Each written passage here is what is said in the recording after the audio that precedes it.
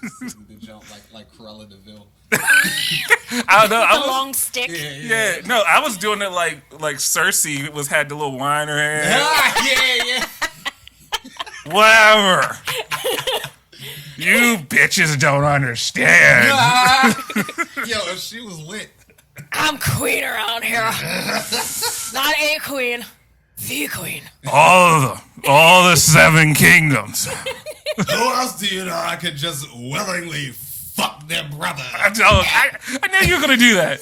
I knew it. There's always a line and you always go past it. Look, it's one of the cornerstones of her character. Yeah, so like I mean, for real. what? I didn't write that. If you got issues, talk to George R.R. Martin before he goes off the rainbow bridge.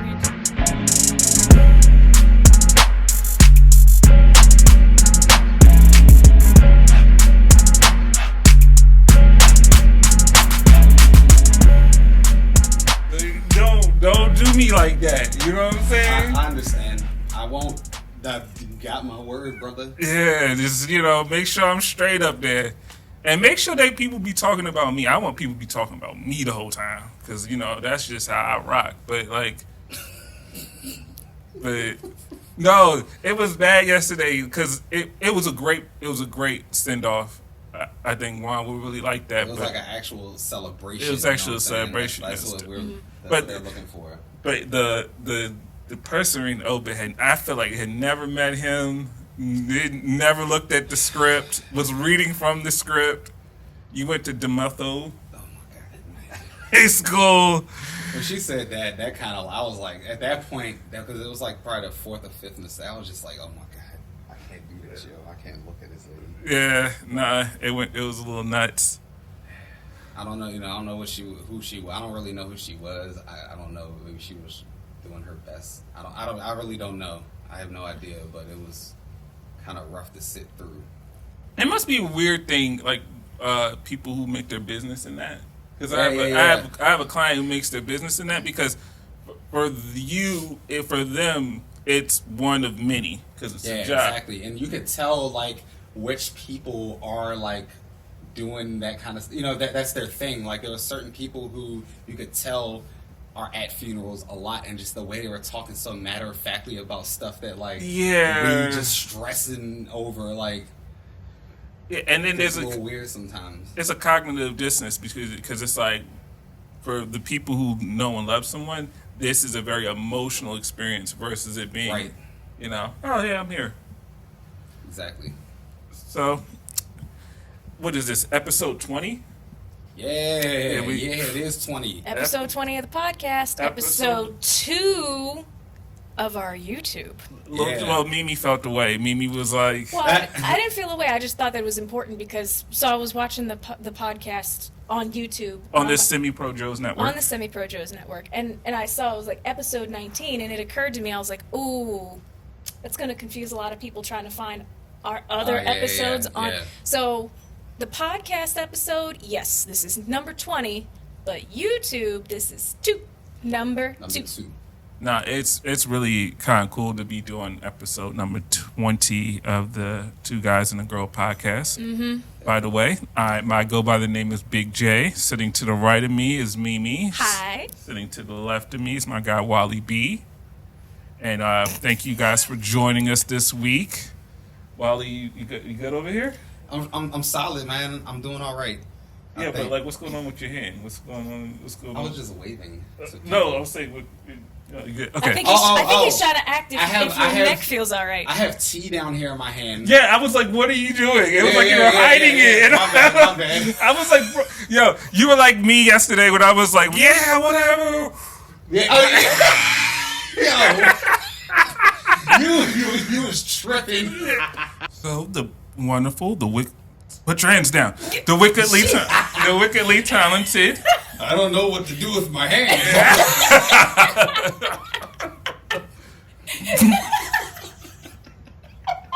You're off the rails. Hold on. So, bring it back. Mimi, so how was your week? My week was good. My week was real good. We finally got AC at work. That is true. So there's that. But I told you earlier, I made my second TikTok video. Yeah. Let's hear about that. And I got my first troll. I'm so excited. I got second video, got my first troll. I'm so proud. That's what's up. I feel you. I'm proud of you. Thanks. Yeah. Thanks. That's what's up. I appreciate it. No, that's cool. So, what else are you doing outside of pod? Just your second. Finding me some real Here we good go. finding some real good places to eat, first of all. Okay. Because I'm a foodie. I love food. I love good food. And I found a good spot here in, well, not here, but in Annandale. And real good soup dumplings. Because I haven't had good soup dumplings since my husband and I went to Philly a few years ago and had the most just, amazing soup dumplings. And I was happy. I found me a new noshi spot. Nashi. A new nosh spot. Okay. How about you, Wally B? How was your week? I'm having a hard time remembering. Oh dear. It was kind of cloudy. I'm not gonna lie. I was going through a lot, man, as usual, apparently. But yeah, no, honestly, it was cool. You know, we sent our friend off on Saturday. It was a real great celebration. That Go-Go song they played at the end by Perfection Band, right? P3, right? Yeah, P3. Yeah. I hope Heaven has a waiting room. Visiting hours. Visiting hours. Yeah. I wish Heaven had Visiting hours. Those things. Yes. But yeah. I mean, it wasn't really much other than what you were around for. Other than that, I was working and like just playing Avengers. You know what I'm saying? Like just trying to keep my brain from doing that thing that it does when it goes all over the place. I have the same problem. I have to literally try to do things to keep my brain busy because if it doesn't, I'm going 80 miles per hour with my head, and the problem is 2 a.m. So I need to at least, it needs to slow down at some point so I can eventually go to sleep. Yeah. Exactly. Like I feel like I do the video game thing at night. Like I'll be playing at like 12:30, and one thing I can almost always count on is like I'm gonna fall asleep while I'm playing that shit at some point after a couple hours in the evening. And that's way better than like scrolling through my phone on Twitter or like Instagram and like replying to people or reading news or any of that. Mm-hmm. You know what I'm saying? So I've been doing a lot of chilling and just keeping my mind occupied. That's cool. Yeah.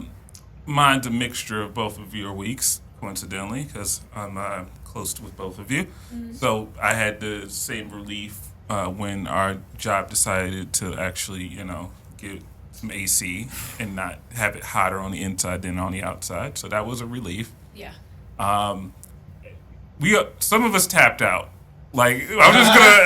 That's true. I get it. Yo, some of us like tapped. Some of us like. I remember. I specifically after my break, I went to my boss. I was like, I gotta tap out. I can't do it. It's too hot. Like I've been because it wasn't that day in particularly. It was the culmination of all the days prior. Because Yes, I tapped out Tuesday.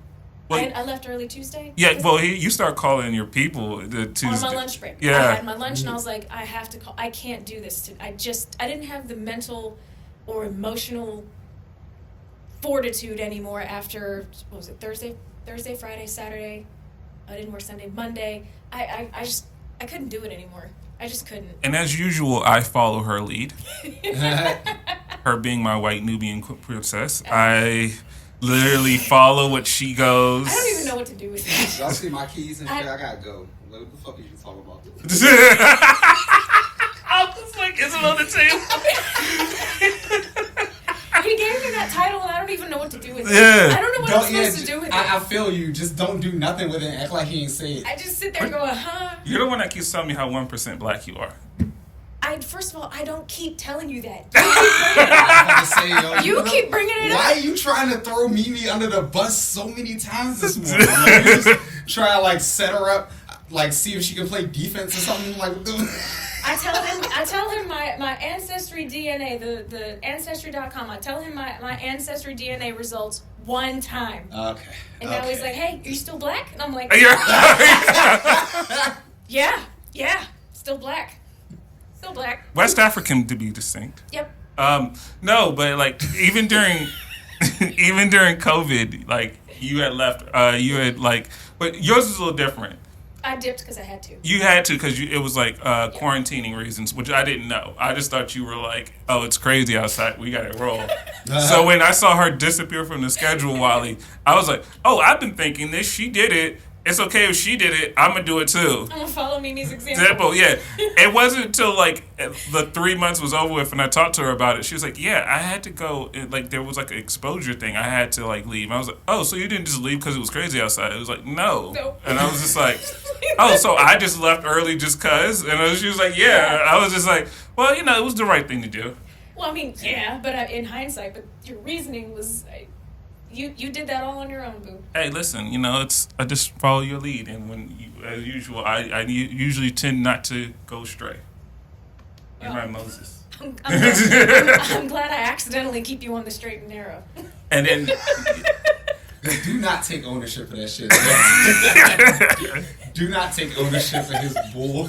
No, what's that? Those, it's like that troubled youth, and then they always have like that white person to come in.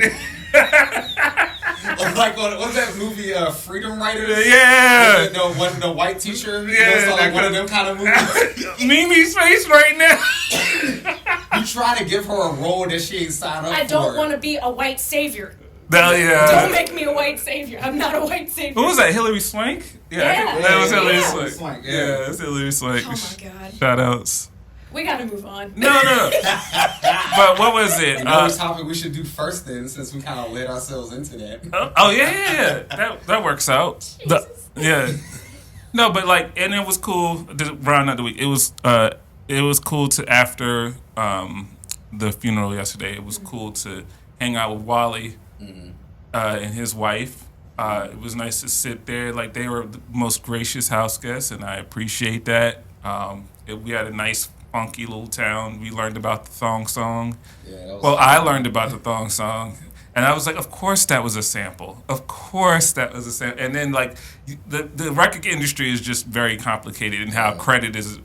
So we watched the little Vice documentary on the whole story about the thong song, like how it came about and all that stuff. The whole entire story, sample that was used in it, why they inevitably got hit over the head legally from the dude who owned the writing to Living La Vida Loca, where one of the parts of the song sued the motherfuckers for that one little line Cisco put in the song. I mean, yeah. Just it was an interesting story, just how he wrote it. Like, what did he say?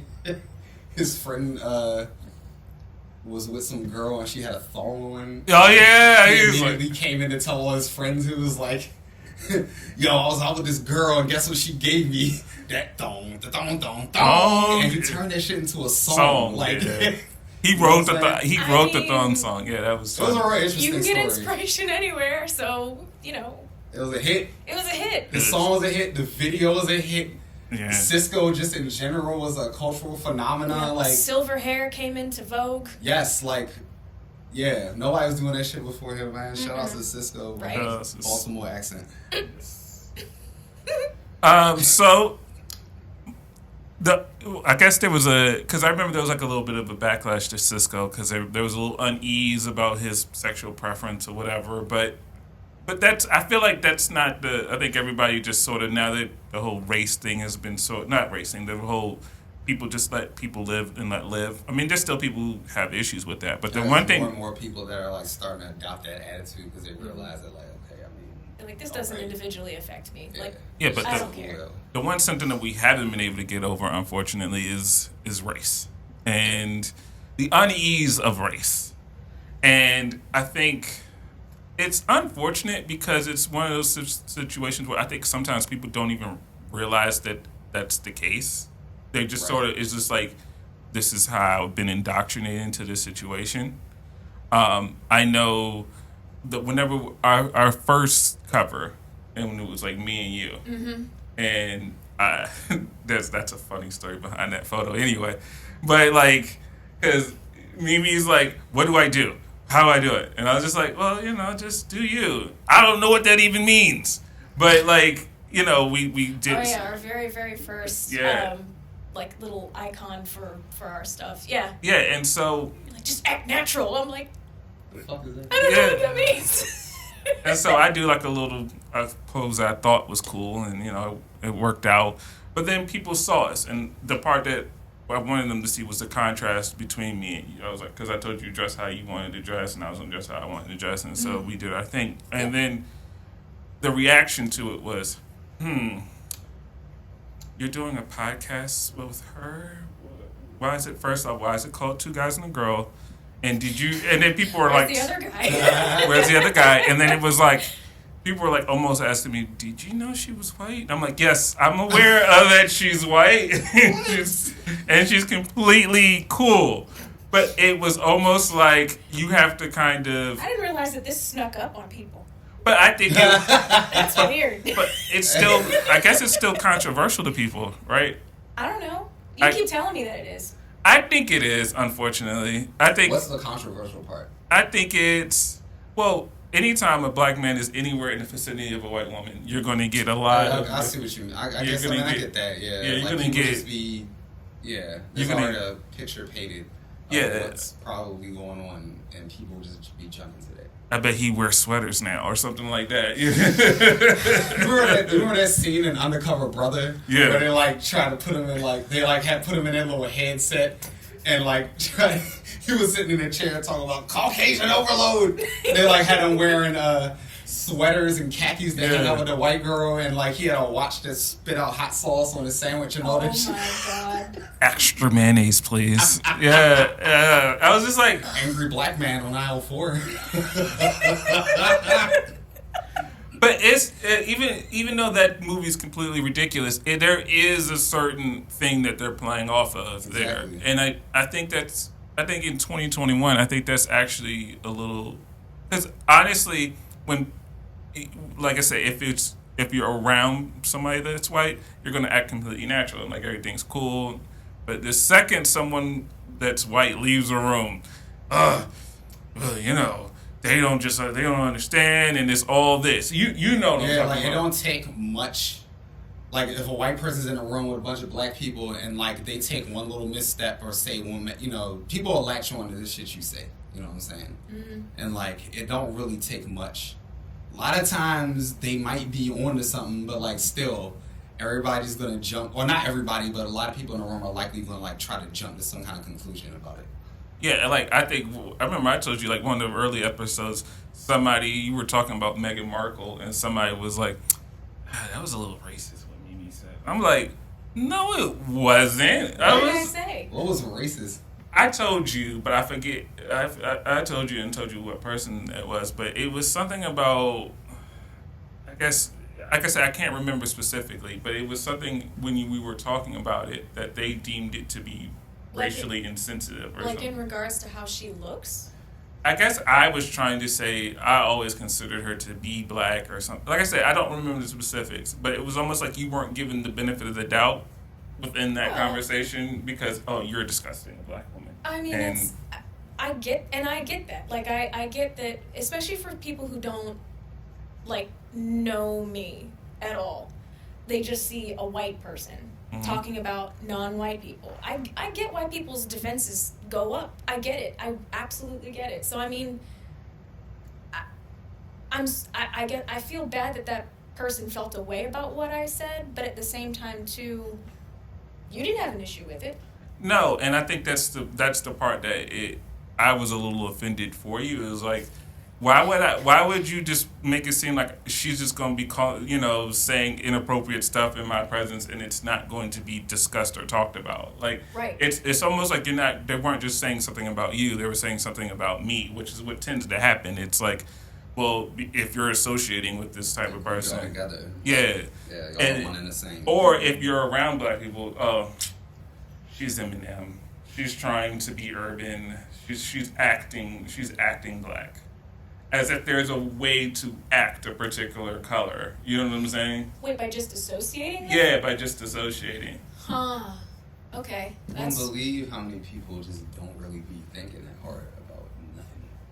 You know what I'm saying? I always just assume I'm just acting like me. Do your thing then. Have you experienced, because you always feel like at times you've had to kind of walk on like eggshells a little bit. Oh yeah, just kind of for existing and for being in a particular group. That sentence, that reaction, what I just said, I get why you reacted that way. Why? Because of how it sounds coming from a white person. I absolutely get it. Like, oh well, now she knows how we feel. That's exactly how we feel. I'm like, yeah, I get it. I absolutely get it. It all sucks.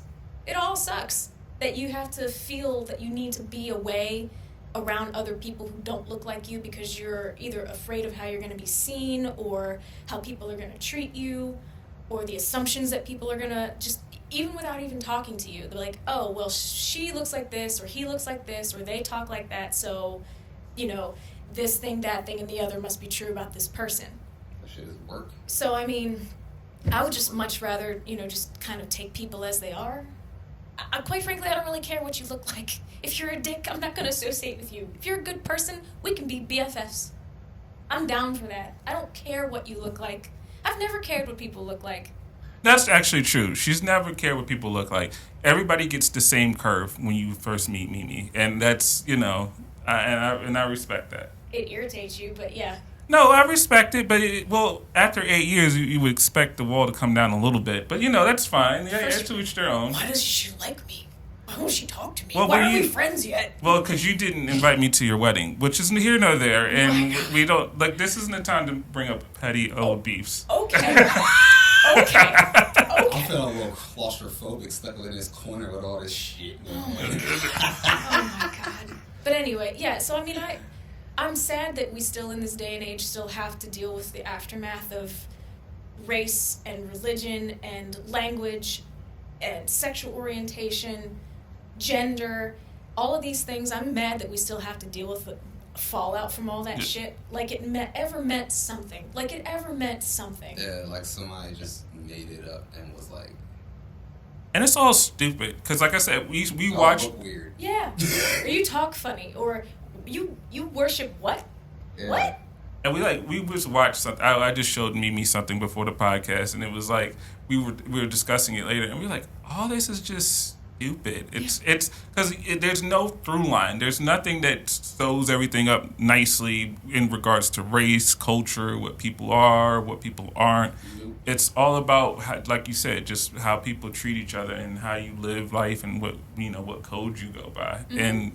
And then like I think that's just the best way to surmise the whole thing. I think a lot of the times, like what Wally was saying, very like sometimes you say a very profound point once and then you just leave it and you're just like, no one really cares that much because everybody else is in their own heads. Like that's exactly what it is. Most of the time it's really not that deep because most of the people are worried about other things. The only time this actually becomes a thing is like when it comes down to how people are going to vote or how, once it like becomes like a snowball effect or, kind of thing. Or when it's time to blame someone is when it's that. Oh, yeah. And speaking of when it's time to blame someone, leaving Afghanistan.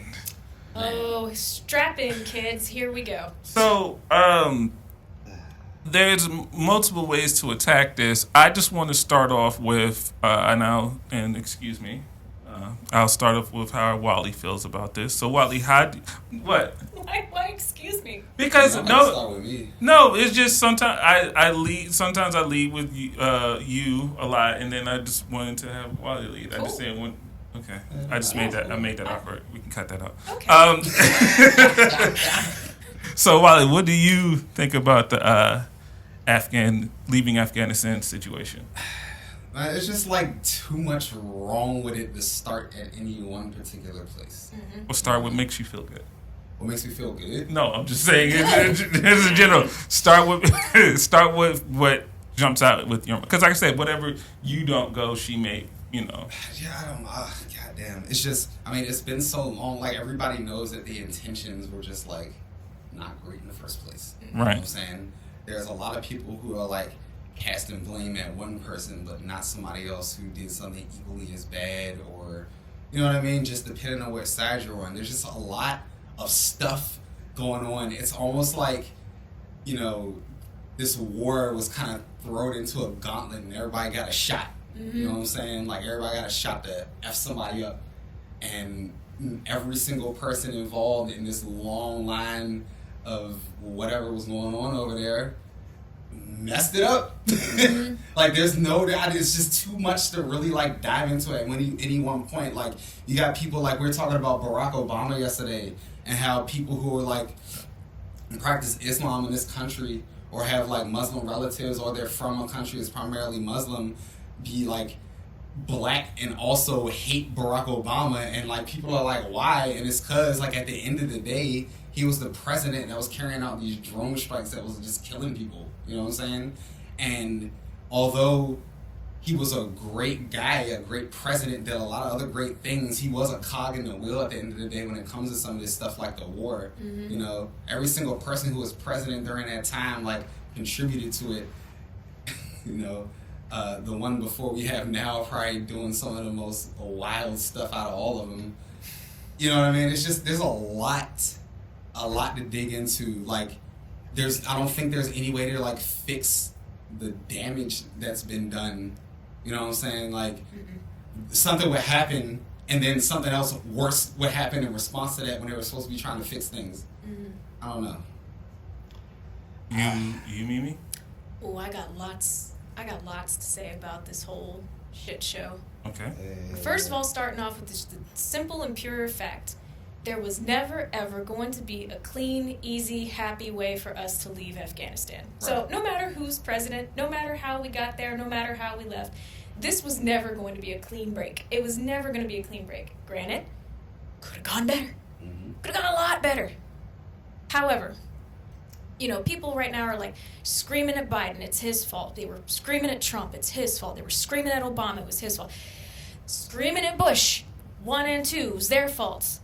Actually, one of the presidents that really is the bedrock of this whole thing, unfortunately, is Reagan. He's the guy who dropped off a whole bunch of weapons to the group that is now the Mujahideen, yes, which became the Taliban. Yes, so if you all want to be screaming at a president, start with him. Because they were fighting the Soviets at the time. He's the one who got this ball rolling. And I hate saying that because by and large, there's a lot about Reagan that I liked as a president. But I didn't say everything. I didn't say everything. Calm down. It's okay. I didn't say everything. No, I just, as somebody, I just have to throw that in. Yeah, I feel you. It's like when I hear his name. It's think that like, why is there so much shit named after him? Fuck that dude. Yeah, sorry. It literally has nothing to do with you and the point you were making. It's just I can't let that not sit. Yeah, no, and that's fair. So I think for us to at the moment to just like kind of short-sightedly scream at one president or another now that really was going to inherit a shit show no matter what the situation was, it was never going to be a good thing. But a lot of this also comes down to the breakdown in the different agencies in our own government, with the Department of Defense and the Secretary of Defense. Like there were too many organizations not talking to each other, not sharing information, and not making this a cohesive, as streamlined an event as we could have. Like, there are protocols put in place when you leave a foreign land. There's a way that you do it. If you've got civilians, you get them out first. If you've got like journalists and people doing mission trips, or if you got people who are on freaking like any reason why you're not military and you're a civilian in a land that is not yours of birth, you get them out first. You evacuate them, then you evacuate your embassies. You take out any of the sensitive information with them. You take it with you. You take your machinery, i.e. your weapons. You destroy them in some capacity, dismantle them, or take as many of them back with you as you can. You don't just leave them. Granted, we did take a few things back with us, and yes, we did destroy a few things. Not nearly enough. Then, only then, you take out the military. Then, once everyone else is gone, then the military leaves. They literally did this backwards, as completely backwards as you could ever possibly do it. And now, the people that are going to be suffering the most are the very people that we were there, quote unquote, to help. Which, in hindsight now, being there 20 plus years, we were never there to help the Afghan people. We were never there to help the Afghan people. But, and the only last thing I'll say about Afghanistan at the moment now is has nothing to do with the people of Afghanistan. We actually have to do as much as we possibly can to help the refugees that are coming over here, because we promised them. Our government promised them that thing that the good help. old USA always does, which is like... And it's high time that we actually start making good on our promises, because all it's done is made us look like a bunch of lying assholes, which we are. But we have a choice now. We have the opportunity to start turning that around. But do you know the number on what you just said? In regards to what?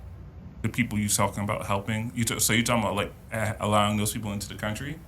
Like, specifically speaking, if you want to talk about a specific group, like the specific people who aided us when we were there, the interpreters, the people like that who we have promised to say, hey, you help us with our intelligence, you help us with communications, we will get you a visa to come back here so you'll be safe if for some reason shit goes sideways and we have to leave. When I was hearing about some of the people talking about leaving that country, it was like somewhere in the thousands. So I don't know that... Yeah, probably. Yeah, and yes, I actually mean thousands of people. Yes, I do. Every last one of them. Yes, I do.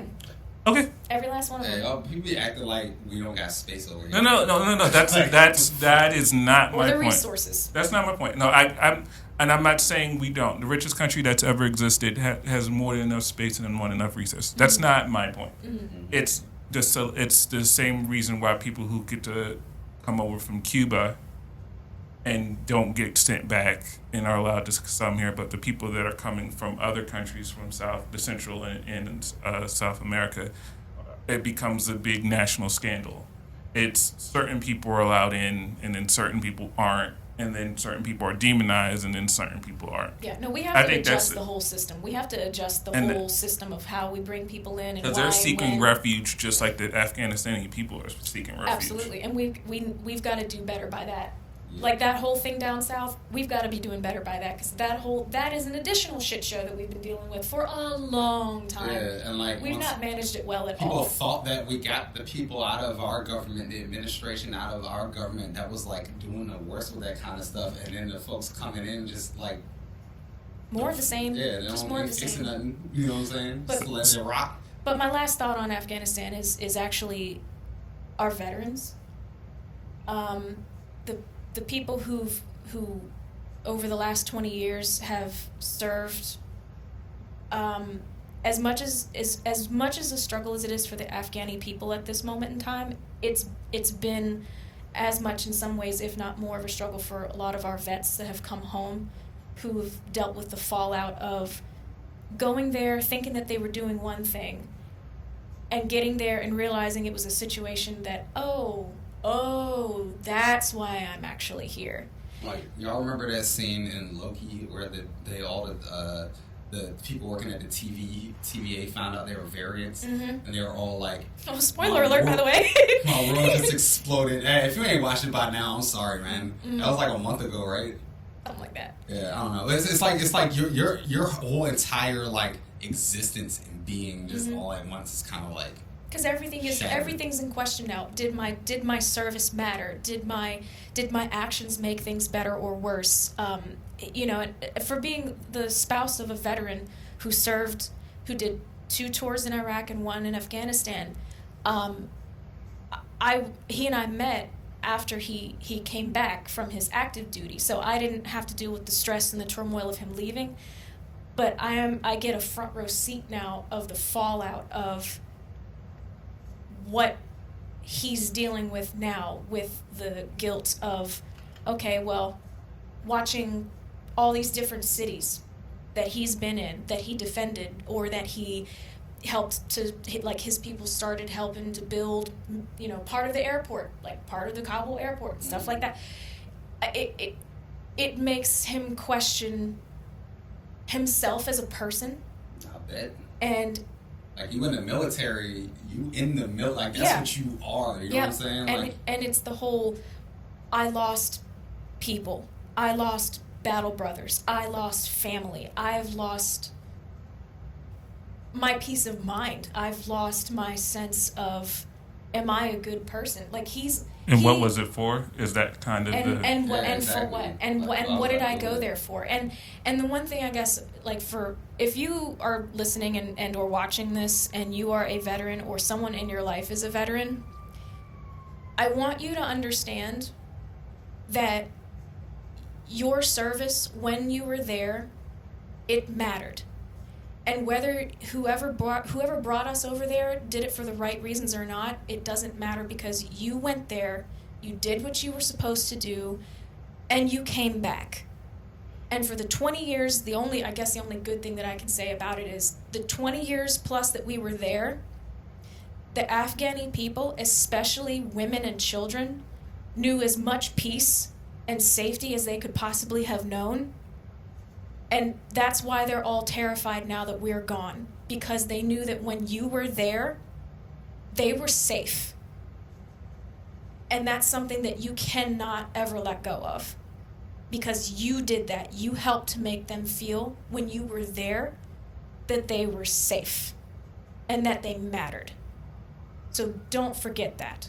If you have nothing else to hold on to that, because that shit matters. That's for real. Thank you for coming to my TED Talk. No. and since you two have properly talked about the emotional side of this and the big picture perspective of it, I'll just go into a brief but informative timeline about this. The news media, as usual, does a very terrible job of explaining anything. Oh, 100%. And so I wanted to give a brief outline. Please forgive me if you're anybody who's watching and you're in the intelligence community and I get a single variant of this wrong. Because that's what people do. They attack the little part that you do instead of the whole thing that you were saying. It wasn't in the morning, it was the afternoon. Yeah. It was green! Damn it! Not teal. Like, what? I'm like, bro, seriously? So, February 29th, 2020, President Donald Trump signs a peace deal with the Taliban government. Or the Taliban, because the Taliban government it was the Afghan government at the time. So the Taliban. And a part of the deal was a prisoner swap. And a part of that deal was we will leave Afghanistan in May 1st of 2021. And everybody was very excited about this deal. And part of that deal was the Taliban and the Afghan government, with America out of the picture, negotiate on what Afghanistan is going to look like after America leaves. That's a part of the peace talk. It's a very important part of the peace talk that these two sides actually talk and come to an accord. So, what people aren't saying in the news, global pandemic happens. Makes a drawdown very difficult to do. We have a lot. I don't know if anybody's ever lived in a place for a long time. The more you stay in a place, the more stuff you accumulate. And a lot of more things you have to logistically get out of there. And now imagine the world is shutting down and you can't get flights here to and fro and people aren't moving around quite as much. But the Taliban doesn't give a shit about any of this, and they say, we signed a deal. You promised us. And in that deal, we agreed that we will take back the country, or we will come to accords with the Afghan government, and you guys will leave. That's why we drew back our troops presence there to about 2,500 troops. This is a very important thing as far as establishing a floor about this is our intentionality of leaving. So fast forward to May. The Taliban says, okay, you guys still aren't leaving. We still have this peace deal. We're taking our country back. Part of the reason the Afghan government, the president of the Afghan government said, hey, I want to be president even during this process. And they were like, absolutely not. So that's cute. Okay. And so he's the guy who we installed, because it's very important how these things are viewed. That's viewed as an installed government, American-friendly government. Mm-hmm. As much as we want to say it was democratically elected, no one was there that we didn't want to be there. Right. And that's how it's viewed, that's how that's played. That goes along forward into when you start talking about the Afghanistani army. Was it a real army, or was it just, some dudes and stuff? Yeah. And that's how they sort of behaved. So that president, once he realized, I'm not going to be president no more, he started planning an exit strategy. So he literally fled the country 3 or 4 weeks ago with all the money he could carry. $150 $30 some odd million. Yes, and just like a lot. He ran off on the plug. Sure. Literally. Implies. Yeah, he ran off on the plug. Which goes to what happened as far as the military. So these two sides were supposed to actually negotiate. They stopped negotiating. So the Taliban's like, we're taking our shit back. And that's exactly what they did. Mm-hmm. Now, here's where the intelligence community either were lying through their teeth or they did not anticipate. I think it's more they didn't anticipate that they were going to literally, I think they had months to think that they're going to draw down and get everybody out that you were talking about. Mm-hmm. They had no idea they only had 3 weeks. And I think that's where the miscommunication came from, because there is intelligence out there that's like months ahead of this. They were being told, hey, here's some intel you might be interested in. We may want to do something about this, and either it got lost in the shuffle or someone looked at it and went, not priority. We'll worry about that later. How 9/11 happened? Well, let's say, worst case scenario. Here's another thing the news media doesn't say. Let's say you're right. What you said is true. The only way to ensure that this goes better is to re-engage with the Taliban, and then we're back at war. This administration, I don't think, has the stomach for that. And here's where I give Joe a lot of credit. Every president since 2008 has ran on we're leaving Afghanistan and Iraq. Mm-hmm. None of them have done it for this exact reason. Yeah, and no real way to just do it. Yeah, there's no. Be cool afterwards. There's no way. Because we didn't get into it. The situation under the best and most honest circumstances. So there's no way of leaving it and everybody feel comfortable with where that goes. We went in for retaliation. We went in there to go kick some ass and retaliate, and that was, and that's the thing that a lot of our troops realized once they got there. I don't believe that at all. I don't believe that they just went in there to bust my heads. No. I mean, obviously that's not the only reason. No, but the people, I think they sold that to the American people. Yeah. I think you can't have half your GDP, and I don't want to get too far in the weeds. You can't have half of your GDP devoted to military spending and not actually use it. Oh, yeah, that's what I'm saying. Yeah. So that kind of lines up with what we're saying. They literally just going in there to bust my head because they kind of have to after a certain amount of time, right? And then you have people like Dick Cheney who own Halliburton and a lot of these.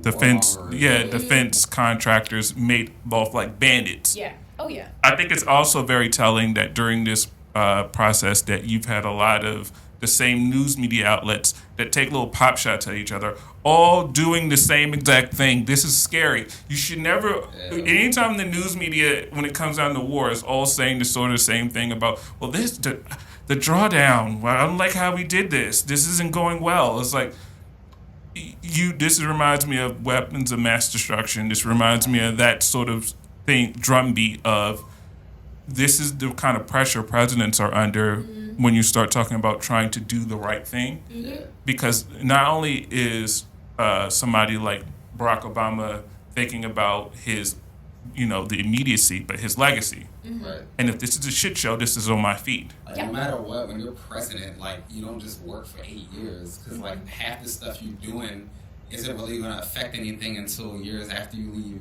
anyway. Right. You know what I'm saying? You got to be thinking about the next 10 instead of the next 4. Mm-hmm. And Joe, since he's only going to do one term, and this is what solidifies it to me that he's only thinking about, I can only do this, this one term, is he loses nothing for getting out, and this is why he's so resolute on getting out. He was willing to take this on the chin. Yeah, because he knew it wasn't really his.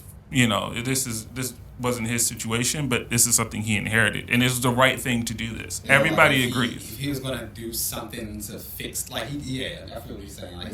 He had to do something. And if we spent $82 billion in 20 years propping up this government and this military, and it doesn't last for 3 weeks. My God, it didn't even last for 48 hours. Well, it was 11 days. I was really trying to make everybody feel a little better. It was 11 days that everything just completely collapsed. Yeah. Then it wouldn't have mattered whether they got out. If that's all it was, 20 years from now wouldn't make it better. Mm-mm. 10 years ago wouldn't have made it better. This was a house of cards that was always going to collapse on itself. Yep. So this was never going to be anything different from how it's playing out. And all the people knew, a lot of people knew or feared this, and this is why most people didn't want to leave. Yeah, this is exactly why. Partly because, hey, the news media isn't going to give me too much crap for staying. Matter of fact, when I bomb something, I'm going to be looked at as a hero.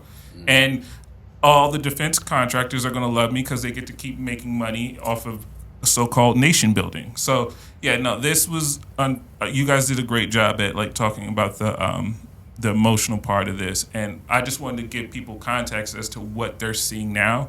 This has nothing to do with anything other than 20 years of foreign policy blunders, and this is what the cost of that is. All that back and forth for the last however long, like the how our sides seem to be butting heads about more and more stuff as time goes on. Like all that stuff had an effect. The more that happens, the more things stand still. Yep. And the fact that nothing was happening at all in regards to drawing back or even planning for it for so long without any movement meant that like it was just going to be that much worse when it actually finally happened. Yep. And I think also to go to where the mask wearing and everybody, part of the reason why people have a hard time trusting the government is exactly the stuff that what goes on with that this. we just talked about. This is exactly why people have a hard all of this is nothing's in a vacuum. As much as people like to make things in a vacuum, nothing's in a vacuum. All these things build on top of each other. So when it came down to this, part of the reason why you're telling people to get vaccines or masks, when the government hasn't been honest about certain things, it's hard for the people to trust them when it comes down to things that actually it's like the boy who cried wolf. Yeah, even if there is a wolf at the front door, F that. You told me there was a wolf 20 years ago, 10 years ago. You've never been upfront and honest with me, and so now that you want me to do something, I'm not listening to you. And I think that's what's going on here. So for me, it was important to try to give people a brief timeline to understand that this was something that was, if you did it any other way, we would still be at war. Yeah. And so that's unfortunate. It is. No easy transitions, but Do we ever? no. But one thing that coincidentally, me and you talked about, me and your wife talked about this a lot yesterday, men and their feelings. Yeah. And I think it's weird, it's awkward to talk about because it's my feelings. But like, I think there's so many things as far as what's expected out of you, what you expect out of yourself, and how you want to conduct yourself around other people that go into expressing your feelings, right? Because you want, one thing about being vulnerable, and I think your wife said this, you want that to be reciprocated. You want to have a safe space in which to express your feelings and have them be respected and valued. And men have had a hard time finding a place, except coincidentally with women, because women automatically have a social circle or a sister circle, as I call it, of support when things go on. So they're used to that protocol and routine. We don't have, as men, we don't have that. So a lot of feelings sort of get buried or kept to ourselves, and they come out in unproductive ways, in ways it always comes out, but it's never in ways that other people can actually digest or understand. It's like not gonna fix anything at that point. You know what I mean? Like the way it comes out like that. And it's unfortunate that there's a lot of things that going on within our group that me and you just aren't privy to. Yeah. But if we knew, we would be there and be helpful and supportive. But I guess throughout the years of immaturity, or just throughout the years of never actually talking about the real stuff. Yeah, we get right up to the line and just kind of like somebody makes a joke, and then everybody's laughing, and then that's what it is. No, because I always get deep enough. Yeah, I always say this: it's hard to joke when you can never get serious. Yeah. And we never could get serious with one another to have some of the more difficult conversations, or we would talk about the difficult stuff, but the person just not be in the room. Yeah, exactly. Then it becomes like something else. You know what I'm saying? So, Mimi, in your experiences with dealing with guys, how do you? Do you feel like it's like you have to dig for, you know, to figure out how someone's feeling, or do you think it's people just the guys kind of naturally open up to you? I think a lot of it depends, kind of like everything, on the person. Because you never know, like in our line of work, like you never know what kind of baggage people bring to the table, literally. So I don't like the idea of digging for something, because to me that's like me imposing my will to uncover that person's vulnerability. And to me that's kind of counterproductive to trying to build that relationship of, let me show you, it's my responsibility to show you that I am a safe space. I can't force that on you. I have to show you over time that I am a safe space, that I'm slow to judge, that I am quick to listen, that I try to keep an open mind with stuff. So that way, organically, you just feel one day, oh, I've got something on my mind. Let me talk to Mimi. She's a good listener. Or let me talk to Mimi. Maybe she's got some advice about blah, blah, blah, whatever. I don't think forcing guys to talk about stuff, even though talking about things does in time, it does help to get it out.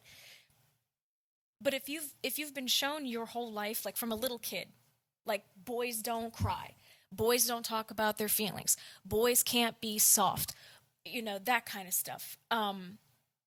You can't just flip that over in one day. You know, no matter how well-intentioned I may be, no matter how open of a listener I am, like if you don't know me, you're not going to tell me anything.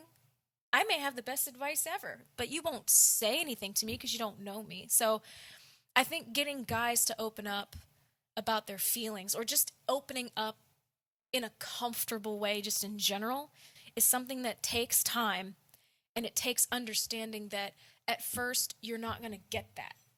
And if you try to be vulnerable with someone, they may be uncomfortable around that because they don't know how to process it. You don't know how to deal with it because you were never shown. So we talking about dudes talking to other dudes, right? Yeah, because you guys like rib at each other and be like, "Oh, you know, in your feelings, what are you, a pussy?" And be like, blah blah blah. Like that whole environment of if you've got holes in your armor, it's those holes are going to be exploited.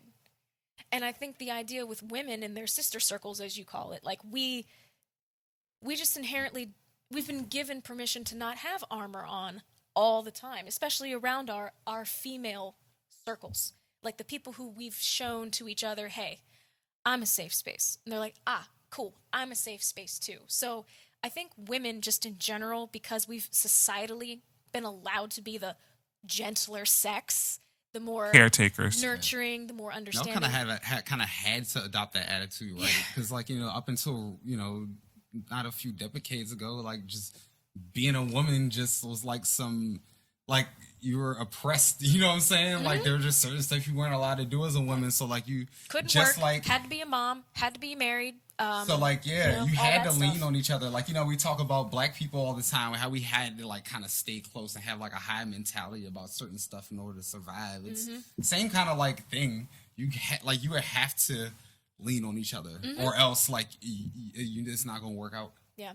And I like to think that at least now in this day and age where society across the board with different subjects is becoming more open to, like, you know, religious tolerance, sexual identity, gender roles, all that stuff. Like everything is starting to become more, I hate saying open because that's so like, whatever. But it's the real word is liberal. Yeah, I guess the world is becoming less rigid. Like, oh well, this is just how it is. This is how it has to be. And it's I think our generation, maybe some of our parents' generation, but definitely our generation, we were the ones that I think have been brave enough, or maybe sometimes even dumb enough to just go, yeah, but why? Like Says who? Our parents went through the counterculture, you know what I mean? And then when they had kids, they were telling their kids that you can be anything you want to be. You can do whatever you want to, just put your mind to it. Yep. And like those two generations follow right behind each other. Like, yeah, that's why we're here.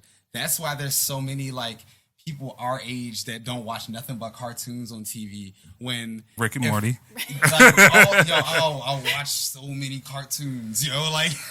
But if we were in our, early or mid 30s, in the early 90s, when our parents are a little bit younger and raising us, their friends are like, "What the hell are you watching cartoons for, man? Grow up." Yeah. It's funny. And hi, Mom. She told me, don't cry. She told me like you're not supposed to. Yeah, not supposed to. For That's any not. reason. No, that's not what you're not. You're not. And I get what she was trying to say. How she grew up, and how in the times when she, Can't let nobody they see you that. doing that. Yeah, you're there's or you'll never stop. Right. Yeah. You have a very tough lot ahead of you. You can't just break down, just cuss. And it wasn't until I think I was watching what was her name? Taraji P. Henson, and she was like doing an interview, and she was talking about mental health. And she was talking about how, guys, and I thought this was just something I didn't realize everyone was told, and especially in the black male community, that you're not allowed to cry if you're a male. You're supposed to keep your feelings in. You're supposed to roll with the punches, and And I thought I was supposed, and they were like, yeah, it's okay to let that out. Yeah. It's normal. It's the same thing in the Latino culture. Like with my husband growing up, like you didn't show emotion. Like you were this strong, silent provider, the head of your household, the law of under your roof, and there was no room for softness or gentle emotion, like other than maybe an occasional pat on the back or something. But remember what I was saying yesterday? When we were younger, like most of us only ever experience or let out two emotions. We was happy or angry. Angry, yeah. That's it. And no in between. Yeah. Anything in between is like, you can't do that. No, I'm a dude. I don't. Yeah. Like your sadness was never allowed to manifest in anything other than anger. Yeah. And that's the thing that a lot of cultures like just men have you're either happy or you're horny or you're angry. Yeah. Like those are the only three emotions y'all are allowed to have traditionally been allowed to have. And I think overall we're seeing a big swing away from that. Oh yeah. Big swing. And I'm happy for it. I was always jealous that I was able to see other people, even from other cultures or even women in general, be able to express themselves like after a breakup. You guys get to cry.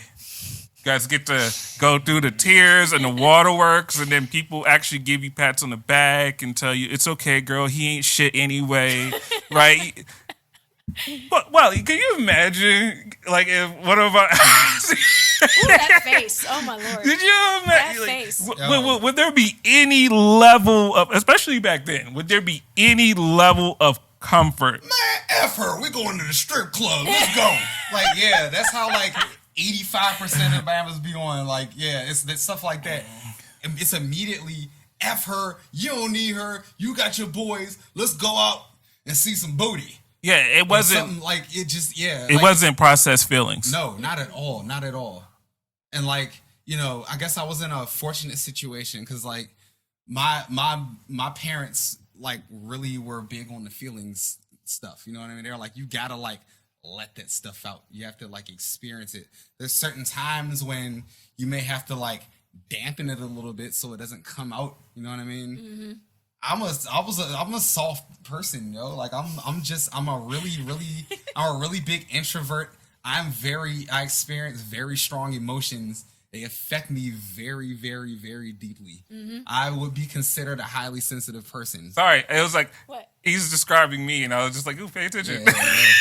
I'm taking notes. Yeah, so like, it's one of those Like, things shit, where I like didn't know anyway. No, I know, but like I always like to have whenever Wally's around and he starts talking, it's like, "Ooh, it's not just me," because sometimes done that like every week. Yo. Yeah, because something the other says. Yeah, because it's literally that. Because it's like for even for me and him, and I didn't mean to interrupt you, but even for me, me and him, it's not just even where we grew up. It's individually. Yeah, This exactly. is not something that normally it's not allowed. You're not really just supposed to say nobody. something bothered you. You're not supposed to feel something deeply. You're supposed to move on and go on to the next thing. And it's like, no, that shit really bothered me. That was wrong what that person did. Yeah. And why don't you think it's wrong? Exactly. Like I had an experience where my parents were like, they taught me that it was the right thing to do to like let you experience your emotions. You know what I mean? There were certain times where you had to like kind of keep it under wraps. Like, you know, I was really quiet, shy, highly sensitive, you know, sickly when I was born as a little kid, and I was going in to play sports. You know what I'm saying? I was about to start playing soccer. They wanted me to start playing football earlier, but I was actually too small.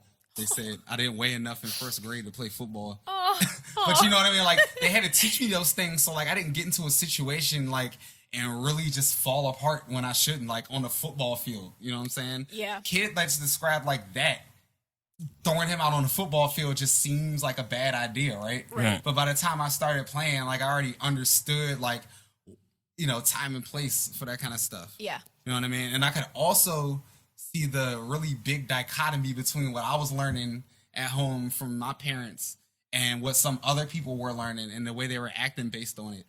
Like, I guess I had like a good seat from the get-go to kind of see a lot of stuff early on, which is fortunate for me. But like, people are just not trained to like let any of that stuff out in the right way. No. My sister even was like, if I were to start whining, because she's 7 years older than me, she would like punch me on the chest. She's like, man up. You know what I'm saying?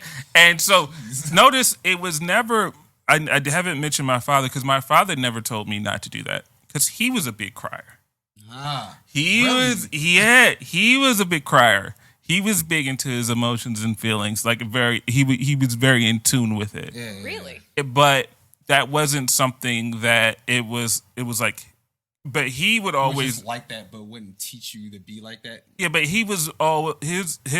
It would also get masked because he would also be very quick to anger and go to 10, and then go like overboard. Right.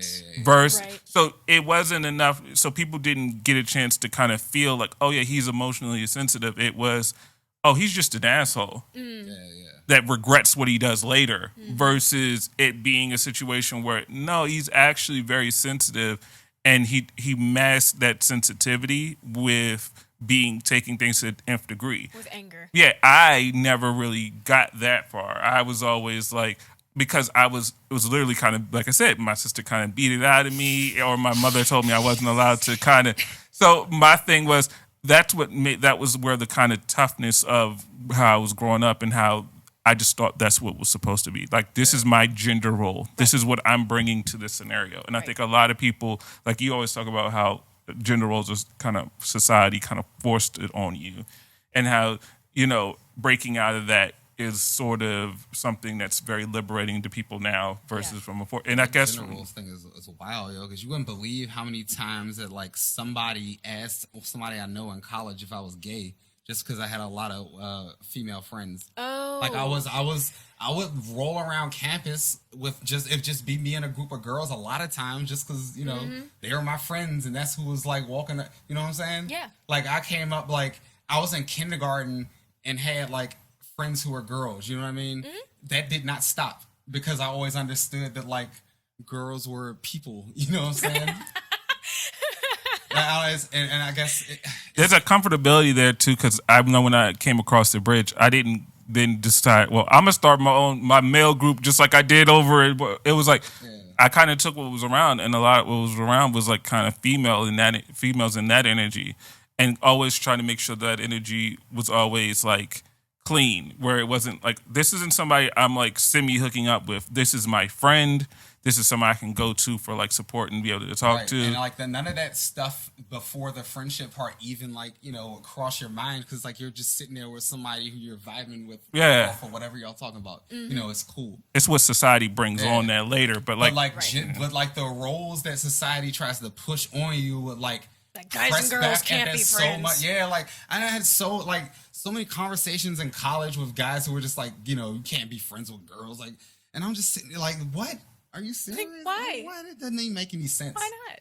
It doesn't make any sense. But or like if you had a friend who's like, "Are you smashing?" You know? Yeah, exactly. Yeah, that too. Yeah. So like I don't know. It ain't never made sense to me. I found that like just rolling through it and let people talk about what they talk about is probably the best way to go about it. But yeah, the roles that are placed on us, like they hit hard. You know what I'm saying? And in ways that we don't even really realize as we go through everyday life. It's true. Did you have anything last things to say on that, Mimi? No, I mean, I think we kind of covered like the wide bases of that, like acknowledging what it was, where it started from, like knowing that it's toxic, like just not being able to express yourself, no matter what genitalia you've got. Like that's just, I can't wrap my head around the fact that guys that think expression is like some soft shit to do. You know what I'm saying? Like, yeah, and again, it's you know, this is going to be labeled as a therapy session now, right? That's cool. Because you know, someone out there needs to hear this. Like someone out there has been emotionally repressed or has tried to be programmed into behaving a way that like a guy or a girl's supposed to behave, and that's just not. It's not appropriate anymore because the worldview, so many people's worldview is so much bigger than just their neighborhood, and seeing how so many other people from so many other walks of life live their life.